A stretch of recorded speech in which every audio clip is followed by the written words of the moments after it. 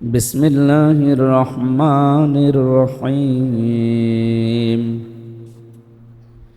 يا أيها الذين آمنوا إن كثيرا من الأحبار والرهبان ليأكلون أموال الناس بالباطل ويصدون عن سبيل الله والذين يكنزون الذهب والفضة ولا ينفقونها في سبيل الله فبشرهم بعذاب أليم يوم يحمى عليها في نار جهنم فتقوى بها جباههم وجنوبهم وظهورهم هذا ما كنزتم لأنفسكم فذوقوا ما كنتم تكنزون صدق الله العظيم. عن أبي هريرة رضي الله تعالى عنه قال قال النبي صلى الله عليه وسلم لكل شيء زكاة وزكاة جسد الصوم رواه ابن ماجه.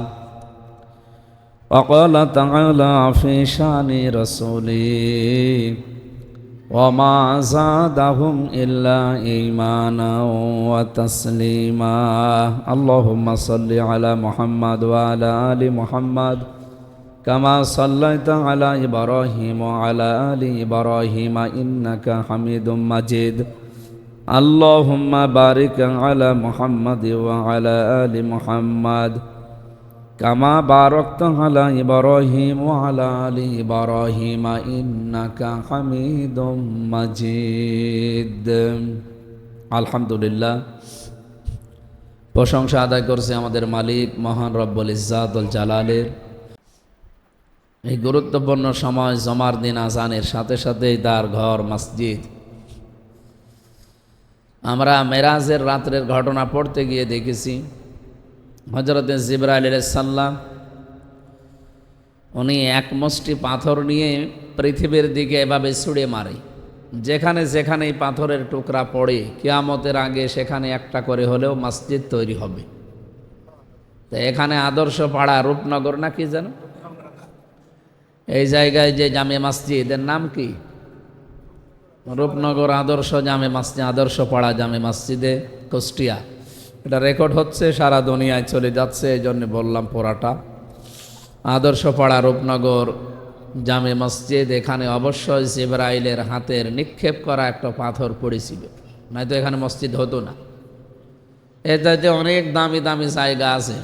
আপনি সবচাইতে দামি জায়গা কুষ্টিয়া এখন ওই যে পপুলার হাসপাতাল, সানো হাসপাতাল, এই সমস্ত জায়গাগুলো বলেন, তার তুলনায় এই জায়গার দাম কি খুব বেশি? এখানে যদি 30 লাখ টাকা কাটা হয়, ওখানে 1 কোটি টাকা কাটা হবে। কুষ্টিয়ার সবচাইতে দামি জায়গা যেহেতু ওইগুলো, মজমপুরের গেট, ওই সমস্ত জায়গায় কিন্তু মসজিদ তৈরি হয়নি। তৈরি হয়েছে মানুষের সেবার জন্য বিভিন্ন প্রতিষ্ঠান। অথচ এই যে দেখেন একেবারে এই জঙ্গল এলাকা মনে হচ্ছে, এখনও বাড়িঘর তৈরিও হয়নি ওইভাবে। এই জায়গাতে আল্লাহ রাব্বুল আলামিন তার একটা ঘর অলরেডি তৈরি হওয়া আরম্ভ হয়েছে। আশা করছি এর পূর্ণাঙ্গ কাজ শেষ হবে ইনশাআল্লাহ।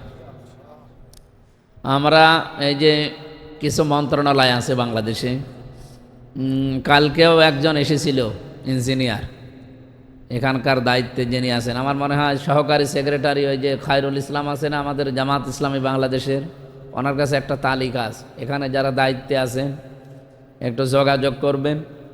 আমাদের 21টা ওয়ার্ড আছে কুষ্টিয়া পৌরসভায়, যেখানে নতুন মসজিদ তৈরি হচ্ছে। এই জায়গার জন্য 2 লাখ থেকে 10 লাখ টাকা পর্যন্ত দেবে তারা। একটা চিঠি দেওয়া লাগে, ওখান থেকে দিয়ে দেয়। তা আমার মনে হয় এইটাই আসল হকদার। এখন এর যা অবস্থা, এর উপরেও মনে হয় তৈরি করা লাগবে আরও, অন্তত কিছু টাকা হলেও কাজটা, এই সিঁড়ি ঘর মর দিয়ে আর ওই সামনের কিছু কাজ বাকি আছে। আশা করছি এগুলো কমপ্লিট হবে। আল্লাহর ঘরের কাজ বেজে থাকে না, উনি নিজেই এগুলো তৈরি করেন। মান বানা লিল্লাহি মাসজিদান বানাল্লাহু লাহু বাইতান ফিল জান্নাহ। হাদিস শরীফের কথা হচ্ছে, যারা একটা মসজিদ তৈরি করে তার জন্য আল্লাহ জান্নাতে একটা ঘর বানায়। আপনি কথাটা শোনার পরে হয়তো এখনো বোঝেননি। এখানে মান বানা লিল্লাহি মাসজিদান আছে। মসজিদ বলতে এরকম এই যে এদিকে 50 হাত এদিকে 50 হাত এরকম লম্বা চওড়া হওয়া লাগবে এর নাম না। মসজিদ মানে কি? সেজদা দেওয়ার জায়গা। মাসজিদুন শব্দের শাব্দিক অর্থ সেজদা দেওয়ার জায়গা। একটা মানুষ সেজদা দিতে কত জায়গা লাগে? এই 2 হাত মতো জায়গা হলে সেজদা দেওয়া যায় না? তার মানে এই যে আপনারা টাইলস লাগিয়েছে, মনে হয় 2টা টাইলসে একটা সেজদার জায়গা হয়ে গেছে।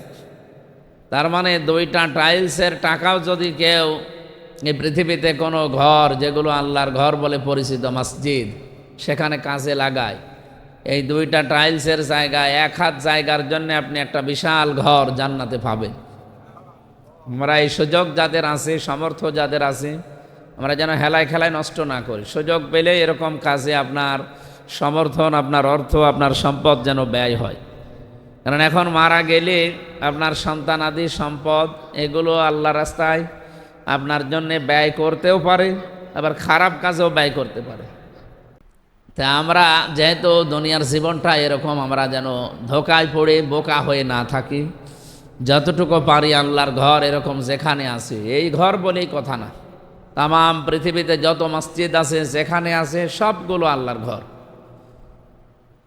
এই যে মসজিদে সেজদা দিলে অন্যান্য জায়গার চাইতে 27 গুণ বেশি সওয়াব পাওয়া যায়। কেন? কারণ এটা মসজিদ শব্দটার নামকরণ তো খেলা করার জন্য করা হয়নি, এটা সেজদারই জায়গা। হ্যাঁ, যদিও তা মুমিনদের জন্য তামাম দুনিয়ায় সেজদার জায়গা, আপনি যেখানে সেখানে সেজদা দিলেও আপনার সেজদা কবুল হবে। কিন্তু মসজিদে এসে জামাতের সাথে কেউ যদি সেজদা দেয়, ওয়া আকিমুস সালাতা ওয়া আতুজ যাকাতা ওয়ারকাউ মা'আর রাকিঈন, আল্লাহর নির্দেশ তোমরা নামাজ কায়েম করো, সম্পদ থাকলে যাকাত দাও, আর রুকুকারীদের সাথে রুকু করো। তার মানে জামাতবদ্ধ হয়ে নামাজ পড়ো। এখানে কয়েকটা অর্থ হয়। রুকু শব্দের শাব্দিক অর্থ হচ্ছে ঝোঁকানো। রুকু মানে কি বলেন তো? আল্লাহর যত বিধান আছে পৃথিবীতে, এই বিধানগুলো সামনে যখন আসবে, আপনি যদি সত্যি মুমিন দাবি করেন আর স্থির থাকতে পারবেন না, আপনি ঝুঁকে পড়বেন। এর নাম হচ্ছে রুকু। এখানে আমার মনে হয় প্রশ্ন করলে কয়েকজন মাওলানা বাদ দিয়ে অনেকে বলতেই পারবে না আল্লাহর বিধান কয়টা। পারবেন? আল্লাহর বিধান কয়টা আমরা অনেকে জানিই না। 250 আছে আদেশ সূচক, 250 আছে নিষেধ, সব মিলিয়ে 500 বিধান আল্লাহ এই জমিনে আমাদের জন্য দিয়েছেন। এই 500টা বিধানের সর্বোচ্চ 5-7টা আমরা একটু মানি, একটু বুঝি। বাকি যে বিধানগুলো আমাদের পরিচিতও না, আমরা জানিও না, মানিও না, তো ওই বিধানগুলো কিয়ামতের দিন আপনার সামনে দাঁড়াবে না। ওগুলো নিয়ে আসার জন্য কোনোদিন একটু চিন্তা ভাবনা করেছেন যে ওইটাও তো নামাজের মতো ফরজ ছিল, ওইটাও তো রোজার মতো ফরজ ছিল? বাংলাদেশে, ভারতে, পাকিস্তানে, এই সমস্ত দেশগুলো ঘুরে আমি এটা বুঝেছি যে আমাদের দেশে কেউ যদি চুরি করে, একজন চোর চুরি করে ধরা পড়েছে, উনি এসে যদি এখানে নামাজ পড়ায়, আপনি তার পেছনে নামাজ পড়বেন? এরা আমার কথা বুঝে শুনে জবাব দেন। একটা চোর ধরা পড়েছে, মনে করেন ওই যে ওই বাড়িতে ওনারে পিটাচ্ছে, উনি এখন ছেড়ে দিলেন, উনি এসে নামাজে দাঁড়াবে এই জায়গায়, মাওলানা ইহসান নাকি, ওনার এই জায়গায় নামাজ পড়ানোর জন্য দাঁড়িয়েছে। এখানে একটা মানুষও, আমরা আসলে ছোট মানুষ বাদ দিয়ে, ওরা নাই বসে না, ওরা নামাজে দাঁড়িয়ে যাবে। আমরা বুঝবান যারা একটা মানুষ হয় চোরের পেছনে নামাজ পড়তে রাজি আছি। চুরি করা এটা কি গুনাহ? কবিরা গুনাহ। বলেন বলেন, কবিরা গুনাহ কি একটাই নাকি আরো আছে? কতগুলো জানেন? আমরা জানি কবিরা গুনাহ 99টা, নাকি না? একেবারে বড় বড় গুনাহ যেগুলো 7টা, এর উপরে আছে 99টা। ইমাম আজ-যাহাবী রহমতুল্লাহ আলাইহি উনি দিয়েছেন যেটা। কিন্তু কোরআনে কারিমে কবিরা গুনার বর্ণনা আছে 500টা। ওগুলো সামারাইজ করে 2-3টা এক জায়গায় করে এইভাবে 99টা বানিয়েছে ইমাম আজ-যাহাবী রহমতুল্লাহ আলাইহি। ওনার লিখিত বইটা পারলে লিখে কিনে নেবেন, আপনার সহজ হবে কাজ করতে। তো ওখানে এই চুরির বিষয়টা আছে, ডাকাতির বিষয় আছে, জেনাকারীর বিষয় আছে। কেউ যদি জেনা করে, আপনি দেখলেন যে ও ধরা পড়েছে, ওকে সঙ্গেসার করার জন্য বা বেত্রাঘাত করার জন্য মানুষ রেডি। কারণ জেনা যদি কেউ বিবাহিত হয়ে করে, আর যদি সাক্ষ্য প্রমাণে ধরা পড়ে তাহলে তার শাস্তি হচ্ছে পাথর মেরে মেরে ফেলা। যদি অবিবাহিত হয়, ও যদি এই কাজ করে তাহলে সাক্ষ্য প্রমাণে ধরা পড়লে ওরে মেরে ফেলা যাবে না, কিন্তু 80টা বেত্রাঘাত করা লাগবে। কয়টা? এই 80টা বেত্রাঘাত করলে যদি বেঁচে থাকে ভালো, মরে গেলে যাক। আমি এখন বিধান নেই কায়েম করলাম, 80টা বেত্রাঘাত করে ও মরে নাই। এখন ওই লোকটা যদি এসে এখানে নামাজ পড়াতে লাগে, আপনি এই জেনাকারের পেছনে নামাজ পড়বেন? আমি কিন্তু কয়েকটা গুনার বর্ণনা বললাম। চুরি করা, ডাকাতি করা, জেনা করা যেমন পাপ, যেমন কবিরা গুনাহ। মানুষের গেবত করা, মানুষের ওপরে দোষ চাপিয়ে দেওয়া, তহমত যেটা বলে, বহুতান, এইটাও কবিরা গুনাহ। এটা আজ বাংলাদেশে আছে না নেই? এটা সবচাইতে বেশি। চুরি তো আছে, বড় বড় চুরি হচ্ছে আজ। আপনি ঢাকাতে সিটিতে এই যে যেহেতু নির্বাচিত মেয়র নেই, প্রশাসন দিয়ে চালানো হতো। আমাদের কুষ্টিয়ার পৌরসভা যেহেতু নির্বাচিত মেয়র এখন নেই, প্রশাসন দিয়ে চালানো হচ্ছে, একজন এডিসি দিয়ে এটা চালানো হচ্ছে। ঢাকাতেও এরকম দায়িত্বে ছিল একজন এডিসি, মনে করেন। তিনি চালাতে গিয়ে এই 18 মাস চালিয়েছে। এটা গত কয়েকদিন আগে সে দায়িত্ব ছেড়ে দিয়েছে, মনে হয় খুব বেশি হলেও 3 দিন হবে। দায়িত্ব ছেড়ে একজনকে দায়িত্ব দিয়েছে। আমি একটা হিসাব দেখলাম আজকে ইন্টারনেটে, সেই লোকটা বলছে আমি এত কোটি টাকা রেখে গেলাম, অথচ 3 দিনের ভেতরে এখন দেখছি সেই টাকা তো নেই, আরও 25 কোটি টাকা অলরেডি ঋণ করে ফেলিস। 18 মাসে কিছু কমলো না, যা ছিল আরও বাড়লো। 3 দিনে কমে তো গেছেই 30,000, আমার সংখ্যাটা মনে আসছে না, 30,560,000 না 560 টাকা 50 পয়সা, এরকম একটা হিসাব পেলাম। এত টাকা সে রেখে গিয়েছে, 18 মাস আরও বাড়ছিল। যে সেই মানুষই তো ঢাকাতে আছে, শুধু দায়িত্বশীলটা পাল্টিয়েছে। অথচ 3 দিনের ব্যবধানে টাকা তো শেষ, আরও 25 কোটি টাকা এখন তার ঋণ। এগুলো কি জিবরাইল ফেরেশতা সব নিয়ে গেল? তো এইরকম দায়িত্বশীল যদি দেওয়া হয়, এই দেশটা তো 6 মাস যাওয়া না। এত মনে হচ্ছে যে 6 মাসের আগেই অন্তত সে 5 আগস্ট চলে আসবে। আর 5 আগস্ট আসতে মনে হয় 6 মাস নেই। কারণ অনেকে যে আরম্ভ করেছে, অতীতের ইতিহাস থেকে কেউ যদি শিক্ষা না নেয়, তাদেরকে আল্লাহ একটা সতর্ক বাণী দিয়েছেন সূরা হুদের 49 নম্বর আয়াত, তিলকা মিন আম্বাইল গায়বি নূহিহা ইলাইকা মা কুনতা তা'লামুহা আনতা ওয়ালা কওমুকা মিন ক্বাবলি হাযা ফাসবির ইন্নাল আকিবাতা লিল মুত্তাকিন। আল্লাহ তাআলা বলেন, হে নবী, আপনাকে আমি একটা ঘটনা শোনাচ্ছি নূহ আলাইহিস সালামের। কিছু কিছু ঘটনা আপনাকে আমি এমন শোনাচ্ছি যেগুলো আপনি জানতেন না। আপনাকে আমি ওহির মাধ্যমে এগুলো শুনিয়েছি, কারণ নূহ আলাইহিস সালামের জামানার কথা আপনার জানা সম্ভব না। সে তো হাজার হাজার বছর আগের কাহিনী, কি ঘটেছে আপনিও জানেন না, আপনার জাতিও জানে না। তা আপনাকে আর আপনার জাতিকে কিয়ামত পর্যন্ত যারা আসবে, আনতা ওয়ালা কওমুকা মিন ক্বাবলি হাযা, এইটা আমি আপনাকে আর আপনার জাতিকে জানালাম ওহির মাধ্যমে। ওহি মানে কোরআনের মাধ্যমে। ফাসবির, ধৈর্য ধারণ করেন, ইন্নাল আকিবাতা লিল মুত্তাকিন, অবশ্যই মুত্তাকি যারা, পরহেজগার যারা। এই যে রমজান এসেছে যেটা বানানোর জন্যে, কি বানাতে বলেন তো? মুত্তাকি। এই মুত্তাকি, পরহেজগার, আল্লাহওয়ালা, তাকওয়াবান, খোদা ভীতি অর্জন করার জন্য যেহেতু এসেছে, এই মুত্তাকিদের জন্যই ফলাফল যেটা সামনে, এটা এদের জন্যই অপেক্ষা করছে।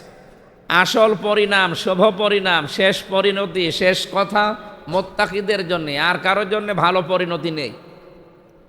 তা আমরা এর এই 1,500 বছর না, হাজার হাজার বছর আগের কাহিনী নাই বাদই দিলাম।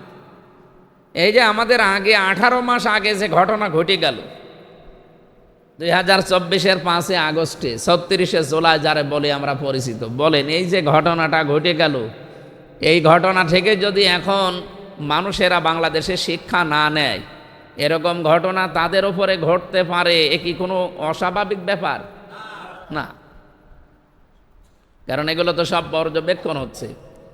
আর আল্লাহ যেহেতু কোনো সত্য গোপন করেন না, সব প্রকাশ করে দেন। দেখেন কি কি হয়েছে, অনেকে বলতে না চাইলেও তার মুখ দিয়ে আল্লাহ বের করে দিচ্ছে। যারা মাজলুম হয়েছিল বলেন এই মানুষগুলো, এই যে 11 দল বলেন আর যাই বলেন, এই মাজলুম মানুষগুলো এখন যদি ফুঁসে ওঠে, বিশ্বে আন্তর্জাতিক আদালত আছে এবং বিশ্বের যারা মোড়ল এখন, এই মানুষগুলো যে এখন আর কন্ট্রোলের বাইরে চলে যাবে।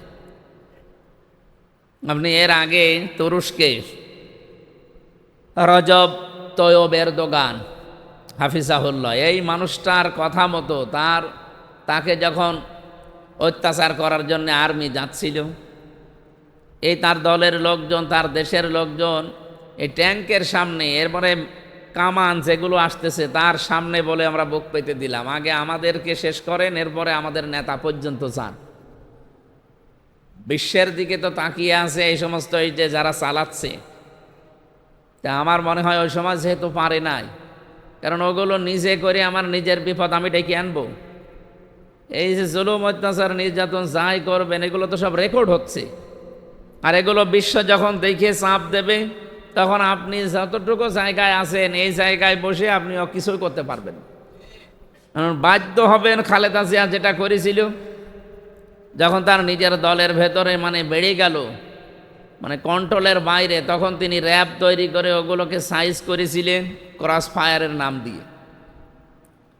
জনাব তারেক রহমান আমাদের মাননীয় প্রধানমন্ত্রী, উনি ভালো মানুষ, কিন্তু উনি ভালো যেন না থাকে এই জন্যে অনেকেই চেষ্টা চালাচ্ছে। তার পেছনে যারা আছে, এমনকি প্রতিবেশী যারা আছে, তারা তো তাকে ভালো থাকতে দেবে না। এখন সে তো তার নিজেকে বাঁচানোর জন্য হলো তার মায়ের মতো শেষ পর্যন্ত দেখা যাচ্ছে যারা আজ মানুষের বাড়িঘর লুট করছে, মানুষকে মিথ্যা মামলা দিচ্ছে, এমনকি যে মানুষগুলো সুখে শান্তিতে থাকতে দেয় না, অস্থিতিশীল করে তোলে, এই যে সন্ত্রাসী কর্মকাণ্ড বলেন, এরপরে আরও যে সমস্ত কাজ কারবার আছে, এগুলোর তকমা যখন জঙ্গি নামে পরিচিত হয়ে যাবে, কারণ একজন মানুষ বাড়িতে ঘুমিয়ে আছে, আপনি যে মানুষের বাড়িতে কোপাচ্ছেন, এগুলো কুষ্টিয়াতে কিছু ঘটেনি না ঘটতেছে, এর প্রমাণ এই যে বড়িয়া, ভাদালিয়া, বড়িয়া, এরপরে আমাদের মনোহর দিয়া, কালকে বটতলি, কুমারগাড়া, এই সমস্ত জায়গাগুলোতে পর্যবেক্ষণ চলছে। কিন্তু একটা মানুষ হেঁটে যাচ্ছে, তারে আপনি পিটিয়ে 2টা পা ভেঙে দিলে, এটাকে মনে করছেন এই শেষ, এর কি কোনো ফলাফল নেই?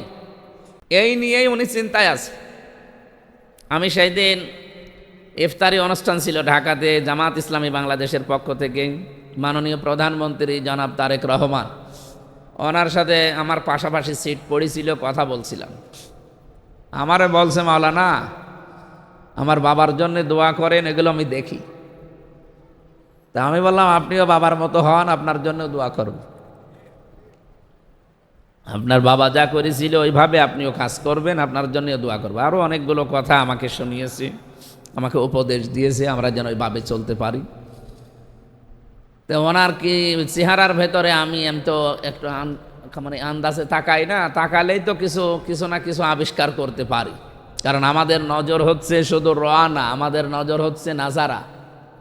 র মানে এমনি দেখা, আমি মাওলানার দিকে এমনি দেখলাম, কিন্তু নাজারা মানে এমনি দেখা না, নাজারা মানে গবেষণার দৃষ্টিতে, চিন্তা ভাবনার দৃষ্টিতে দেখা। আমি চিন্তা করে দেখেছি ওনার এই 3.5 হাত বডি, বিশেষ করে এই চেহারার ভেতরে চিন্তার ছাপ, এটা তো এমনি তৈরি হয়নি। উনি এই মাত্র এই 18-19 দিনের দৃশ্যগুলো তিনি দেখেছেন যে এ তো কন্ট্রোলের বাইরে চলে যাচ্ছে। যেই বদনামটা ছিল ফ্যাসিস্টদের, সেই বদনাম এখন আমার দলের লোকজনের উপরে আসছে। শেষ পর্যন্ত আমার মনে হয় ওনার মায়ের মতো সিদ্ধান্ত নিতে উনি বাধ্য হবেন। আপনি যাই করেন না কেন, আপনাকে কন্ট্রোলে আনার জন্যে শেষে হয় র্যাব দিয়ে, না এরকম একটা নতুন কোনো বাহিনী তৈরি করে আপনাকে হয়তো বিদায় করবে, তার নিজেকে বাঁচানোর জন্য হলেও। আমি আপনাদের সতর্ক করছি, আপনি আমাদের এলাকার মানুষ, আপনি আমার ভোটার হন না ভোটার হন ওটা নাই, আমার 4.5 লাখ ভোটার এখানে সবাই আমার কাছে আপন। আপনি সামনে বিপদে পড়বেন, এটা বাস্তবতা, এটা আমি দেখতে পাচ্ছি।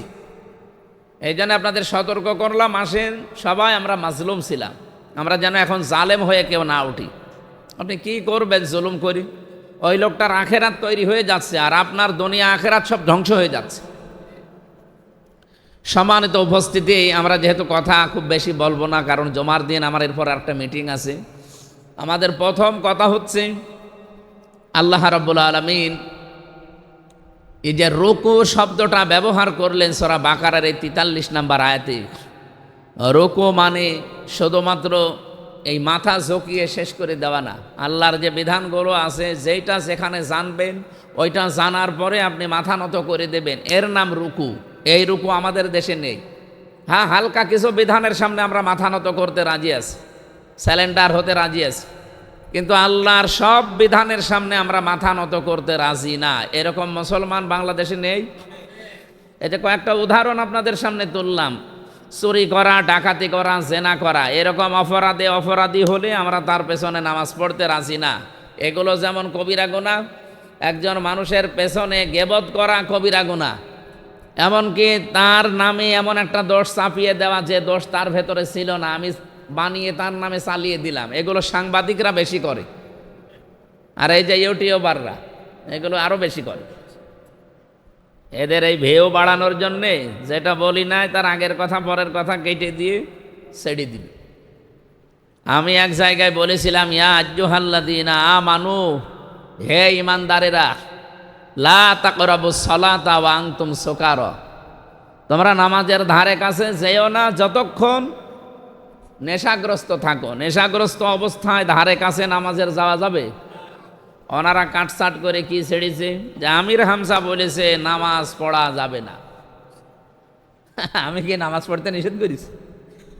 আমি নামাজ পড়তে নিষেধ করি না, আল্লাহর সূরা নেশায় আছে এটা, যে আপনি নামাজ পড়তে যাবেন কিন্তু নেশাগ্রস্ত অবস্থায় যাবেন না।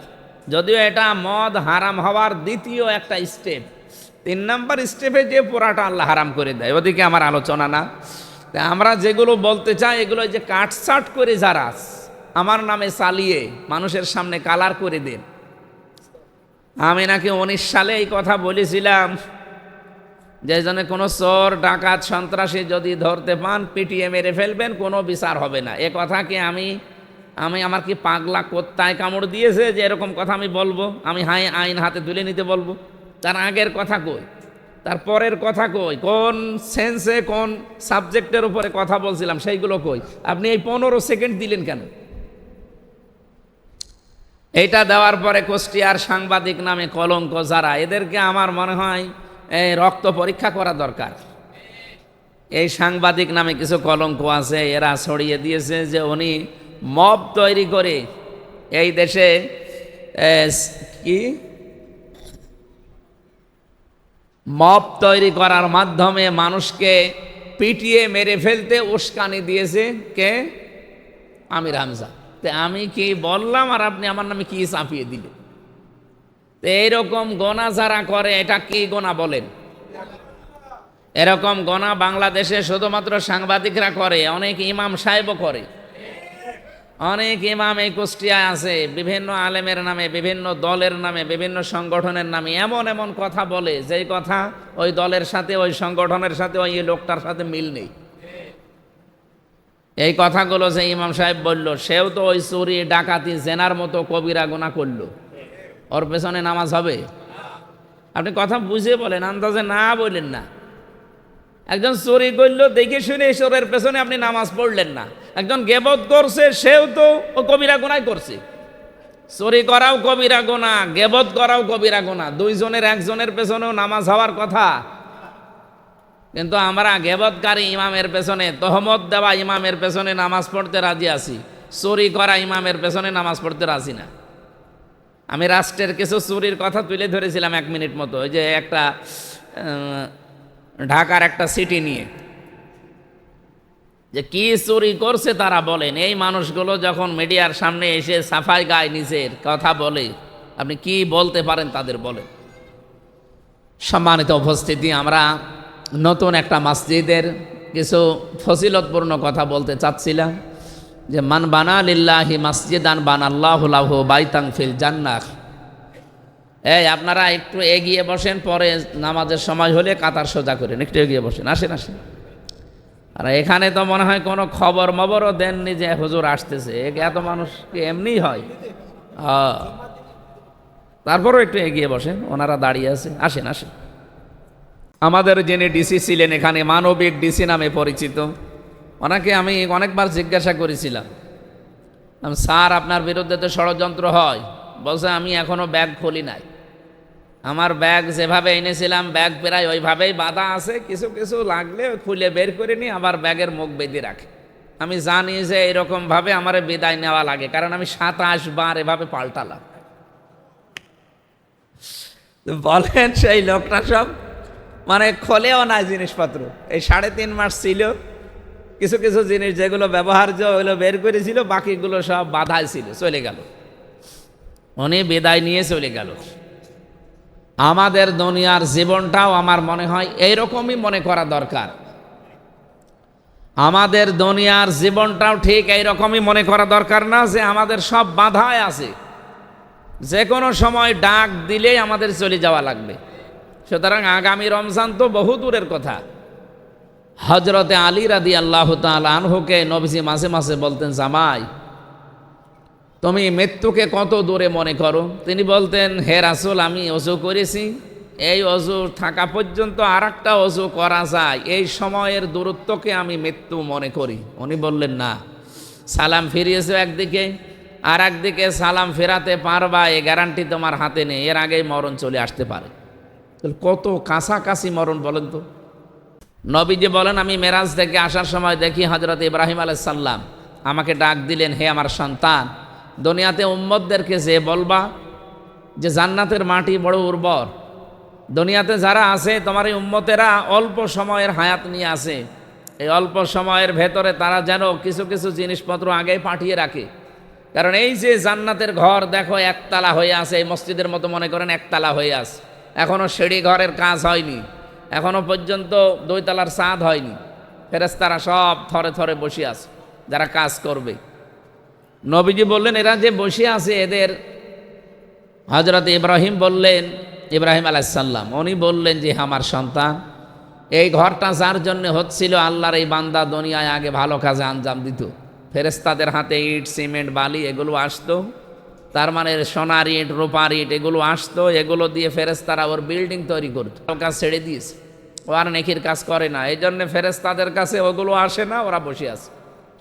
বলেন তো একটু চিন্তা করে হাদিসের দিকে তাকিয়ে, হঠাৎ করে এখন যদি আমি মারা যাই, আমার ঘরটা মনে করেন একতলা হওয়ার পরে আর চারিদিকে দেওয়াল গাঁথা হয়েছে, এখনো ছাদ হয়নি, আমি ভালো কাজ ছেড়ে দিয়েছি, আমার জীবন শেষ, মরে যাওয়ার পরে ওই রকম একটা ঘর যদি আল্লাহ আমারে দেয়, তা আমার সারা জীবনের আফসোস থাকবে না?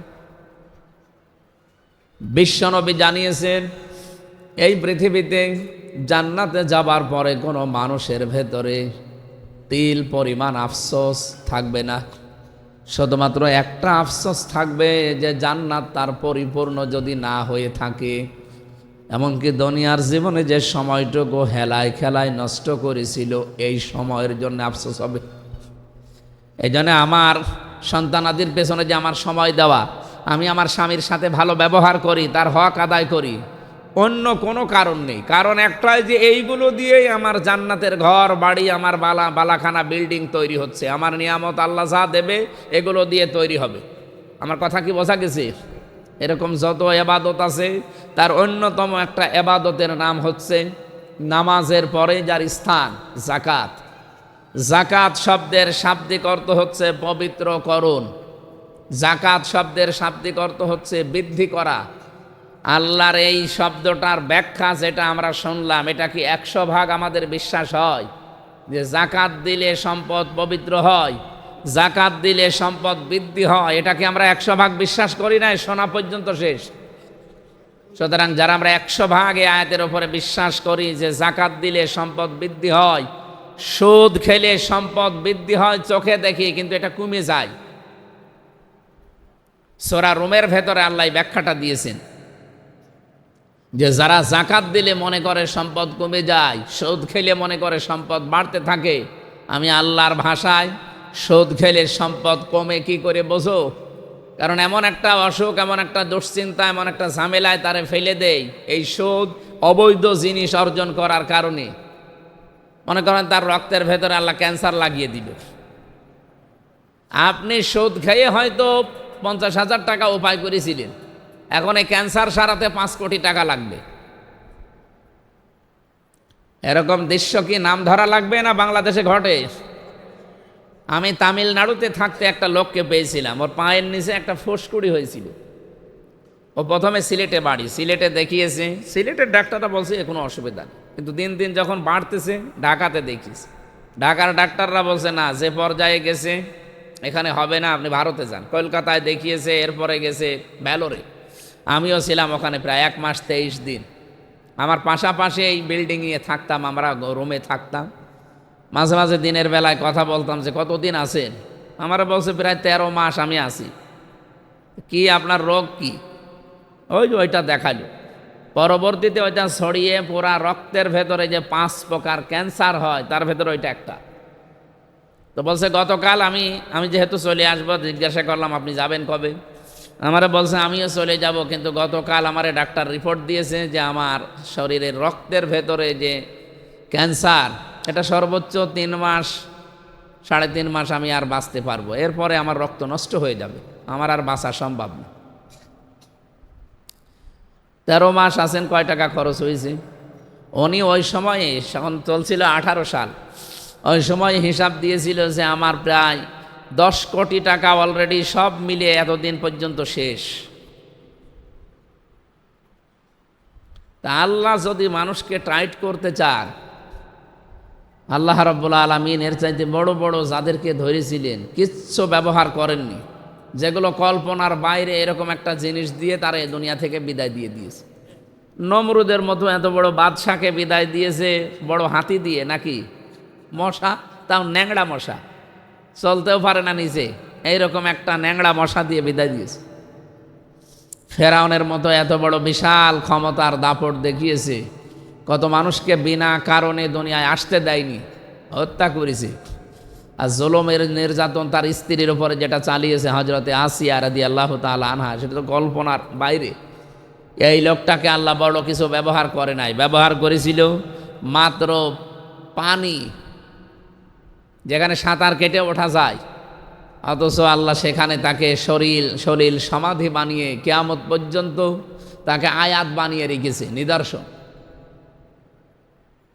সম্মানিত ভাইরা, আমাদের জীবনেও এরকম কিছু যেন না চলে আসে। মাস্তানি করা যাবে না আল্লাহর সাথে, আল্লাহর বান্দাদের সাথে, মানবতার সাথে। আপনি যা করছেন এটা কিন্তু সব রেকর্ড হয়ে থাকছে।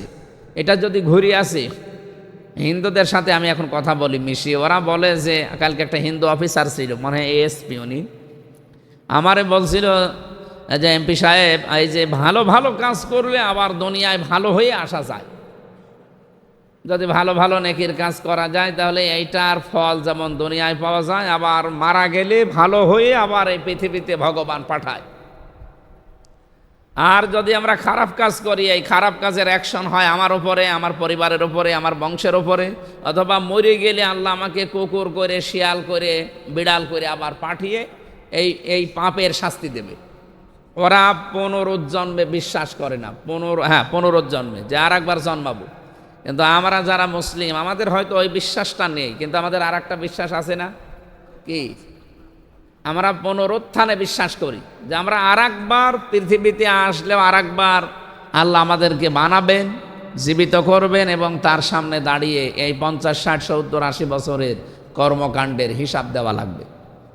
এই হিসাব যেন দেওয়া না লাগে কঠিন কড়াভাবে, এই জন্যই ছোট্ট এই দুনিয়ার জীবনটায় আমাদের নিজেদের হিসাব এখনই করা দরকার। আল্লাহ রাব্বুল আলামিন এখানে যে 2টা আয়াত পড়েছিলাম, 34 এবং 35 নম্বর আয়াত সূরা তাওবার, এখানে যাকাত ভিত্তিক অর্থনীতির কথা, যাকাতের যে ফজিলতের কথা তিনি জানিয়েছেন। বহু মানুষ এই বিধানটা সম্পর্কে একেবারে উদাসীন। নামাজ রোজা এই 2টা ঠিক আছে, টাকা থাকলে মানুষ হজও করে আসে, কিন্তু যাকাতের যে এটা ফরজ বিধান, এটা যে একটা সেতুবন্ধন সমাজের, এটা গরিব এবং ধনীর ভেতরে যে একটা পার্থক্য তৈরি না করে সমান করে দেওয়ার নিয়ম, এটা আমরা অনেকে জানিও না। আর যাকাত যে কি কি জিনিসের দিতে হয় আমরা অনেকে তাও জানি না। যাকাত না দিলে কি কি শাস্তি হয়, এখানে আল্লাহ নিজে বলছেন, ইয়াউমা ইউহমা আলাইহা ফি নারি জাহান্নাম ফাতুকুয়া বিহা জিবাহুহুম ওয়া জুনুবুহুম ওয়া যুহুরুহুম হাযা মা কানাসতুম লিআনফুসিকুম। সেদিন জাহান্নামের আগুনে আল্লাহ এই মালগুলো আপনার গরম করবে। আজ যারা হিসাব করে যাকাত দেন না, যাকাত এসেছে হয়তো আপনার 5 লাখ টাকা, আন্দাজে থাকো আপনি 20,000 টাকা দিয়ে দিলেন, না, এই যে 4,80,000 টাকা আপনি দেননি, এইটা আল্লাহ কিয়ামতের দিন গরম করবে জাহান্নামের আগুন দিয়ে। এটা যে গরম করবে বিশ্বাস হয়? আল্লাহ শুধু বিশ্বাস বলেন, গরম করে শেষ করব না। ফাতো গোয়া বিহা জেবাহুহুম অজনবহুম অজহুরুহুম, এটা দিয়ে আমি দাগ দেব। তো কোয়া বিহা জেবাহুহুম, তার কপালে দাগ দেওয়া হবে, তার পাশে দাগ দেওয়া হবে, পিঠে দাগ দেওয়া হবে, এই জাহান্নামের আগুনে গরম করা এই শলাকা দিয়ে।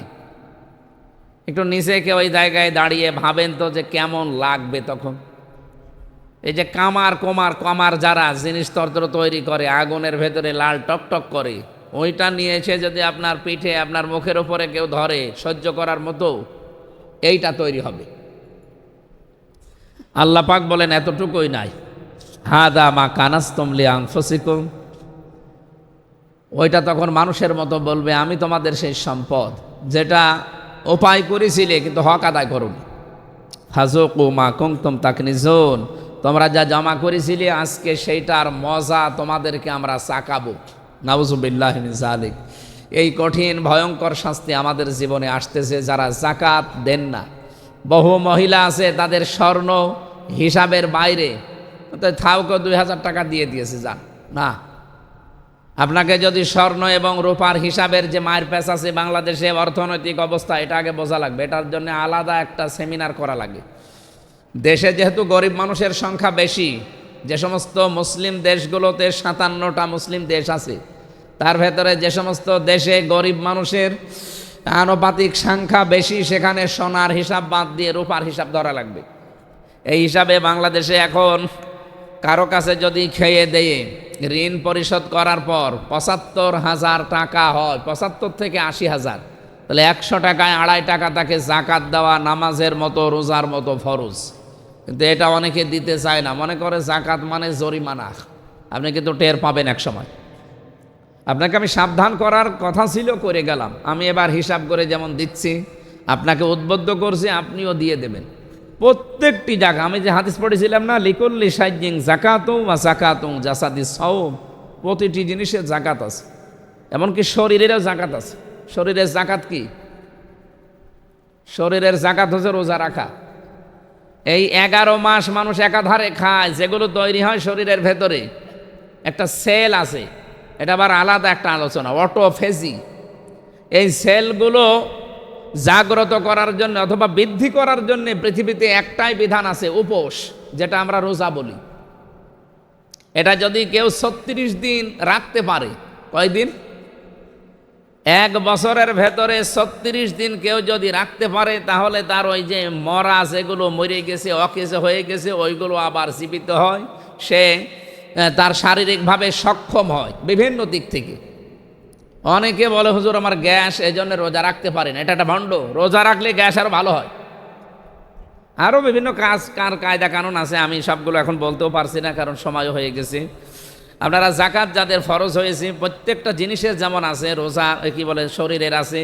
আপনার শাড়ি একেবারে সেই শোকেস ভরা, আমি নাম নিলাম না, 50টা শাড়ি রেখে দিয়েছে। আমার মনে হয় 50টা শাড়িও কিয়ামতের আগ পর্যন্ত পরবেও না। ওই কোনো দিন কোনো জায়গায় বিয়ে অনুষ্ঠান হলে একটা পরে যাবে। তা আপনার এত শাড়ি রাখার দরকার কি? আপনার 30টা 3 পিস কিনে রেখেছেন, এরপরে আবার ঈদ আসলে স্বামীকে চাপ দেয় যে ঈদের সময়ও না দিলে কেমন হয়, যে ঈদে তোমার 3 পিস শাড়ি দেওয়াই লাগবে। কথা কোন আয়াতে আছে, কোন হাদিসে আছে? বল, তোমার তো জিনিসের অভাব নেই। অন্তত ওই টাকাটা আমি ঈদে, এই রোজা, এই রমজানে যদি অন্য কোনো জায়গায় খরচ করতাম, তাহলে তোমারও উপকার সওয়াব হইতো, আমারও আখিরাত তৈরি হতো। এরকম বউ পাওয়া খুব ঝামেলা। এরকম বউ নেই, থাকলেও 2-1টা থাকতে পারে।